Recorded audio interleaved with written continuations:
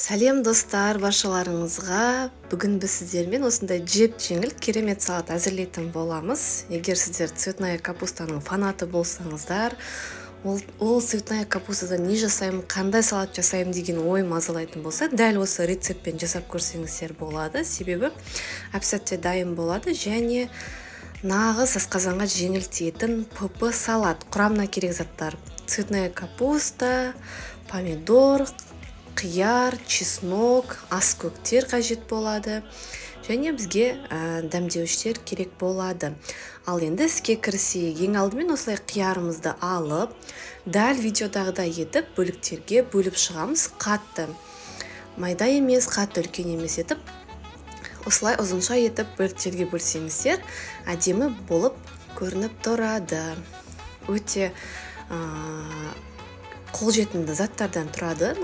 Кафеге барсаңыздар, немесе қандай бір мейрамханаларда дәл осындай салаттарды жеген кезде бұның құрамы қалай екен деген ой мазалайтын болса, дәл осылай осы құраммен жасап көрсеңіздер, салаттарыңыз өте дәмді шығады. Міне, дәл видеодағыдай етіп, қиярдың барлығын турап алдық. Ал енді оны ыдысымызға салып аламыз. Енді кезекте бізге қызанақ қажет болады.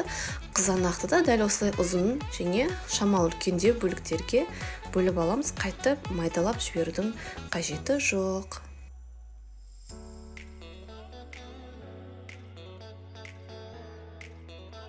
Дайын болған қызанақты ыдысымызға салып аламыз. Енді кезекте бізге осындай болгар бұрышы керек болады, яғни цветной болгарскийлер. Кез келген түрін пайдалансаңыздар болады. Қызыл, сары, мендегісі қызыл болды. Сары пайдалансаңыздар тіптен керемет, себебі салатта әдемі түс болып тұрады. Одан соң бізге осындай сарымсақ қажет болады. Сарымсақты майда және жіңішке етіп ұзынша бөліктерге бөліп аламыз.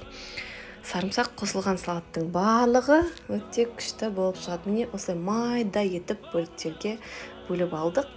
Енді оны ыдысымызға салып алатын боламыз. Одан соң келесі кезекте бізге осындай цветная капуста қажет болады. Оны біз алдын ала қайнатып алдық. Яғни ыстық суға бір салып аласыздар да 10 минут шамасында қайнатсаңыздар дайын болады. Сөйтіп осылай ыдыстың үстіне майдалап қойып шығамыз. Ас көктерден кез келген ас көктерді пайдалансаңыздар болады. Яғни укроп, петрушка, көкпияз деген секілді. Өйткені білесіздер, ас көктермен салатымыз дәмді әрі пайдалы болып шығады. Міне, керек ас көктің бәрін пайдаланып алдық, оны да үстіне қосып шығамыз. Енді кезекте бізге соус қажет болады. Осылай қара бұрышты ыдысымызға салып аламыз. Қара бұрыш қажет болады аздап. Егер әші болған қалсаңыздар, әрине көп қоссаңыздар болады. Одан соң паприканы аздап қосамыз және бізге кориандр қажет болады. Кориандрды да осылай аздап қосасыздар. Не? Дайын болды.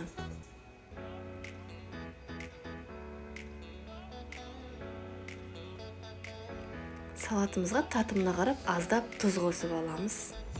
Қызып тұрған осылай майымызды жаңағы дайындап алған приправалардың үстінен құйып жібереміз, сонда әдемі дәм шығады. Міне біздің дайын болды. Осыны бір араластырып жіберіп, ыстықтай күйінде салатқа қосып жібереміз де араластырып дастарханға тарта беретін боламыз. Не әп-сәтте біздің салатымыз дайын болды. Дәмі шынымен де ерекше, міндетті түрде жасап көріңіздер. Және біздің YouTube арнамызға тіркеліп, ұнаған болса өз пікірлеріңізбен бөлісіп, жақындарыңызбен бөліссеңіздер болады. Себебі дастарханның сәнін келтіретін және асығыс кезде жасай салатын, сонымен қатар арықтау кезеңіне өте қатты көмектесетін нағыз ПП салат. Яғни цветная капустаны қалай жеймін дегенге күшті подача ретінде берсеңіздер болады. Міндетті түрде жасап көріңіздер. Ал ас болсын сіздерге, құрметті көрермендер.